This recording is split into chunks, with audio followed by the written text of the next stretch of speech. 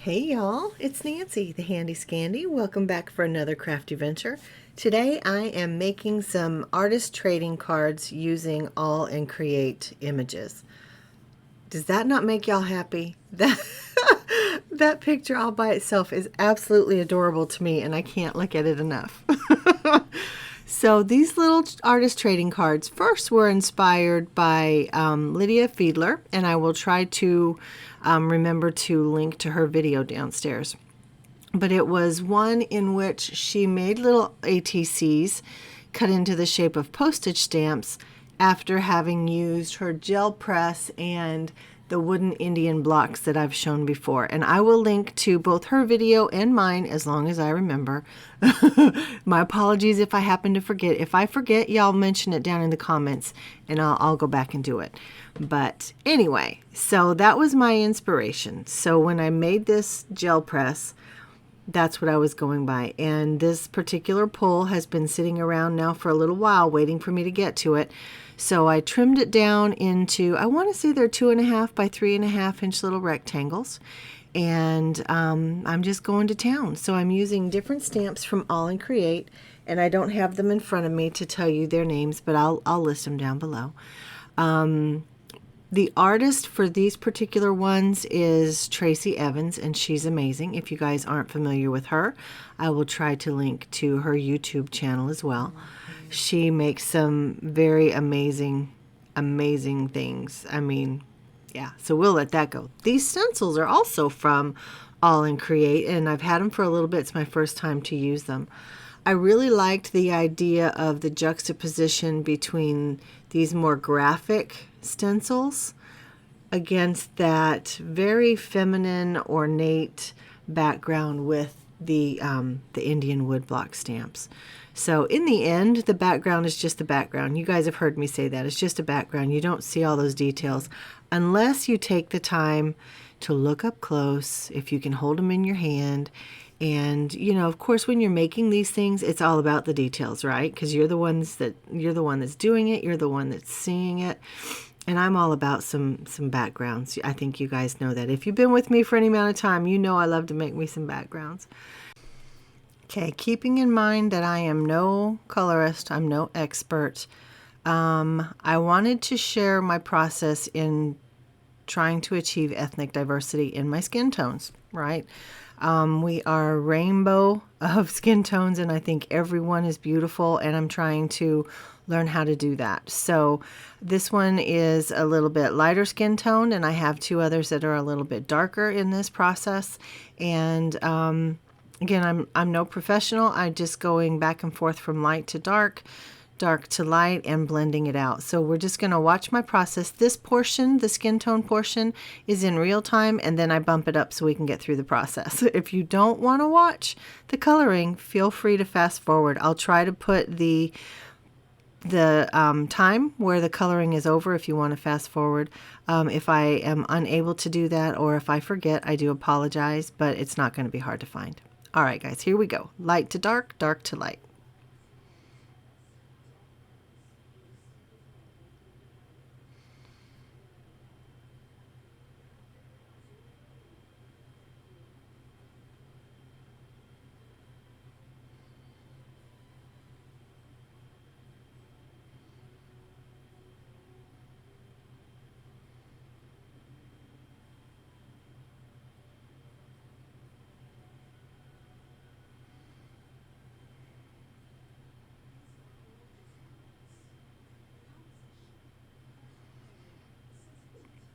Just kind of blending it all out, bringing it together. The skin looks a little bit darker than it is.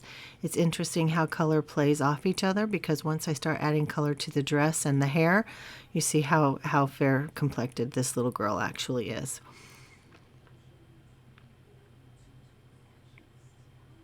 I bring in a little pinky on her cheeks and then a little dark purple on her lips. I thought that was too pale, so I bring in this darker purple, and I like it. So I like that pinky purple on her lips. I thought that was really fun. And then I decided I wanted to pull out some different shades of pink for her dress. I thought that pink on her lips was just a little too bold to start with. So yeah, so here we go. her dress now. And then her hair is going to be pink or green. This beautiful green. I love it. So this part I have sped up. I left the skin coloring in real time. This I've sped up 3 times just because not everybody wants to see the process. And if I think about it, I will put on screen where the coloring ends. So if you're not someone who enjoys coloring, you'll know how far to fast forward to. If I forget to do that, I do apologize, but I will try to remember as we get there. So you see I'm just going back and forth from light to dark and then back again, going back and forth between my colors until I get the right blend that I like. And I've said before, I don't really think about light source and that kind of thing. I'm in no way a realistic type of colorist. I just color to what looks good to my eye. So I think it's coming along nicely.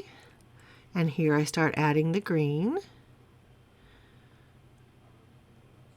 And you can see that that's Holly in her hair, right? She and the one that becomes my little blonde girl with the dark skin tone, they both are actually Christmas stamps. But if you color it right, they can be for anything, right? I mean, it just depends on your color choices and that type of thing. Because I just colored all of her hair the same color as the holly leaves, and you really don't even see that they're holly unless you're looking and you go, oh, hey, look, that's holly. So, and then I just did the little holly berries in pink just to look like maybe a hair bow or hair ties. So, but do you see what I mean about how light her skin tone looks now compared to what it was in the beginning before there was any color anywhere else? I love these little girls, and these little girls are created by an artist named Vera. Let me see if I can. Not Vera. What am I saying, Vera? Janet Klein. I don't know where Vera even came from. Janet Klein is the artist that creates these sweet little girls, and there's some little boys, and there are houses, and she does a variety of different things. I don't know if the little dragon is from her. I'm trying to see if I can pull it out real quick. Olga Heldwein. And then I've got some little ballet slippers, and those are by Casa Hagselden. So my apologies if I'm not pronouncing those names correctly. I think those are the 4 artists that I've chosen to use today from AALL&CREATE. And so I fussy cut each of them out. And do you guys remember my little tip? And I'm sure you've heard it from other people as well. You basically hold your scissors still while you cut, and you turn your image. That gives you the best cut and gives you the most control over your scissors. So as I was stamping on the backgrounds, I did stamp several of these butterflies out, and I end up kind of enhancing them and adding some hand-drawn details to them. But I also wanted one in color. I think it's really pretty, but I didn't want it to be necessarily a butterfly per se. I wanted it to be wings on an image. So yeah, so the bottom wings, or what do you call that? This bottom wing segments? Oh no, there's always something that I'm completely clueless about in every video. If you know what the different parts of the wings are called, let me know downstairs. So anyway, the lower portion is a little bit lighter combo of blues, and the top is a little bit, or no, the other way around. The top is lighter, the bottom is darker.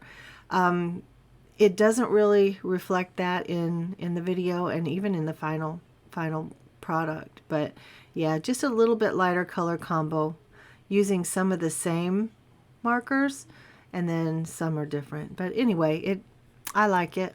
I only left this in because this is very simple coloring, and you can see I'm using the same 3 markers back and forth, just blending it out, and it was super easy.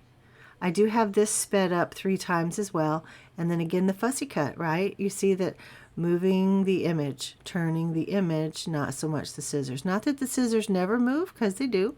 They're not static, but it's mostly the image that gets moved. and that gives you a nice clean cut. So another exercise in skin tones. We'll just watch me go back and forth again from light to dark and dark to light, and just continue to learn how to color the rainbow of skin in the world.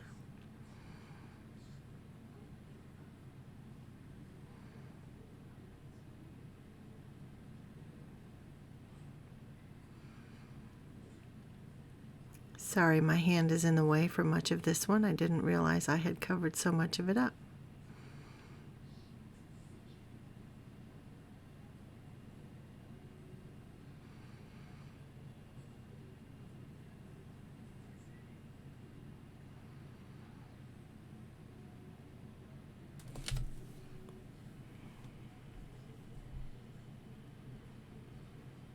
Little highlights on her cheeks and on her lips and her eyelid. She's adorable.